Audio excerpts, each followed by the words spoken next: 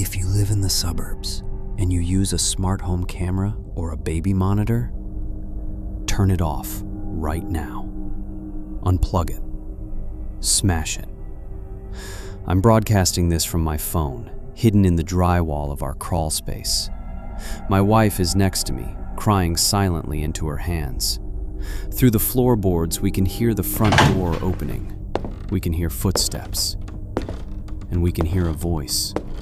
A voice that sounds exactly like me, repeating the private argument my wife and I had in bed just 20 minutes ago. It all started because our new baby monitor picked up a rogue signal from next door. But our neighbors don't have a baby. They don't even have furniture.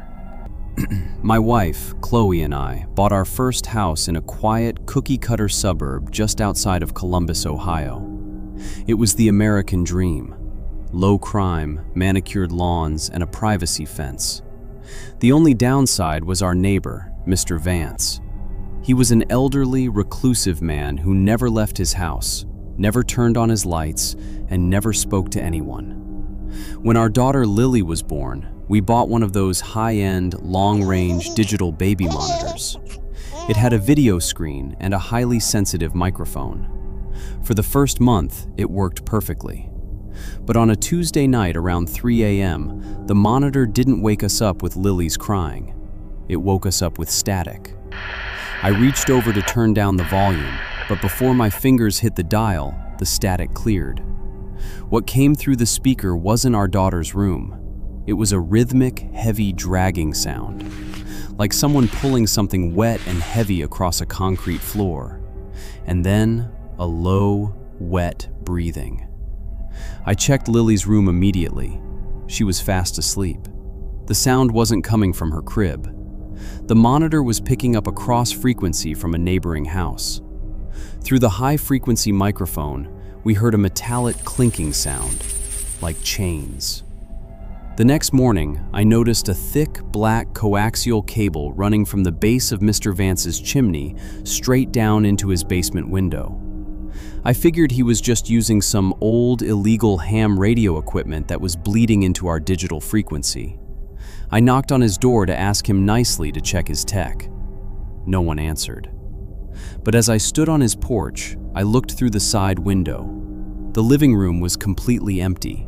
No couch, no TV, no pictures. Just bare, dust-covered hardwood floors. But from beneath the floorboards, I heard that same rhythmic, wet, dragging sound. He was down there, in the dark. That night, Chloe and I stayed up, staring at the baby monitor screen. The audio feed kept cutting in and out, but at 2:15 a.m., the video screen glitched. The night vision camera feed from our daughter's room flickered, replaced by a grainy, black and white feed from somewhere else. It was a basement. A massive, cavernous concrete basement lit by a single, swinging bulb. In the center of the room sat a massive wooden structure. It looked like a baby's playpen, but the bars were reinforced with rusty iron rods, and they were 10 feet high. Suddenly, a face walked into the camera's frame. It was Mr. Vance. He didn't look at the basement floor. He looked directly into the camera lens. He looked directly at us. He opened his mouth, and through the speaker, he didn't speak in his own voice. He spoke in Chloe's voice. He said, "Do you think the baby is warm enough tonight, honey?" It was the exact sentence my wife had whispered to me in the privacy of our bedroom just 5 minutes prior. It wasn't a rogue signal. The monitor wasn't picking up his house. He was broadcasting into ours. He had been logging into our smart home network, using the monitor's two-way speaker to listen to us for months. He had fed every conversation, every argument, every intimate word into whatever was living inside that giant wooden playpen. My wife grabbed Lily, and I grabbed my phone to call 911. But the moment I hit the dial pad, the phone screen went black. The baby monitor speaker screeched with a horrific, deafening feedback loop. And then, the audio changed. We heard our own front door lock click open. We heard our heavy footsteps coming up the stairs. but we were sitting completely still on our bed. The mimicry had left the basement. It had used the data it collected from our voices to map out our lives, and now it was mimicking our presence in our own home. We didn't have time to run out the front. We crawled into the maintenance access panel in the master closet, squeezing into the dark, dusty drywall space. Right now, I am looking through a tiny slit in the closet door. The bedroom door just opened. A figure walked in. It has my height. It has my clothes. It's holding our baby monitor. It's standing over our empty bed, and it's practicing.